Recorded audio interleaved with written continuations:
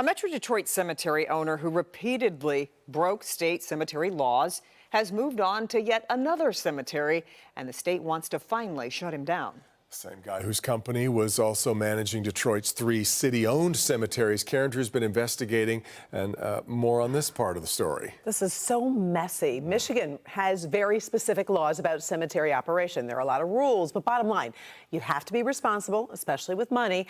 And now the state says a former City of Detroit cemetery contractor is so irresponsible with cemetery funds, he should not be allowed to manage yet another cemetery he's been operating. Sam Tocco lacks the requisite good moral character, financial stability, responsibility, and security to control and operate a cemetery in a legal and proper manner. Strong words from the state for a man who managed multiple cemeteries in Metro Detroit over the past 20 years or so. In an October legal filing, the state of Michigan said Sam Tocco's long history of cemetery misconduct demonstrates a lack of integrity to protect the public welfare. The state wants to stop him from operating another cemetery. Michigan law is clear. Cemetery operators must first be approved and certified by the State Cemetery Commission. There are a lot of rules about cemetery operations. 15% of all burial proceeds must be put into a special trust fund for cemetery maintenance.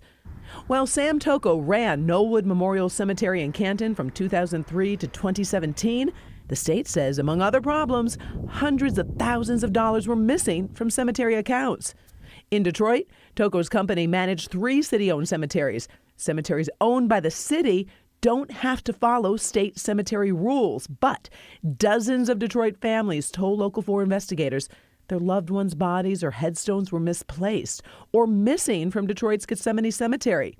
And I want the cemetery to own up to what y'all did wrong. Sam Tocco left those cemeteries and their problems behind after filing for bankruptcy protection in 2015. Local 4 investigators uncovered he bought this privately owned cemetery in 2017, Trinity Cemetery in Detroit. Cost $300,000. Now the state says Tocco has been operating Trinity Cemetery illegally for the past 5 years, stating Tocco operated and continues to operate the Trinity Cemetery without a valid registration. When the state caught up with him in 2021, Tocco quickly applied for registration of his Trinity Cemetery. But citing his history of noncompliance and inadequate financial stability or integrity to protect the public, the state says it intends to deny his cemetery operator application. Okay, so what's next? We found out Tocco has an administrative hearing with the state. That's on March 11th, and they're going to decide if he can control Trinity Cemetery in the future. But for now, the state has issued a cease and desist order, so he's not supposed to be operating that cemetery.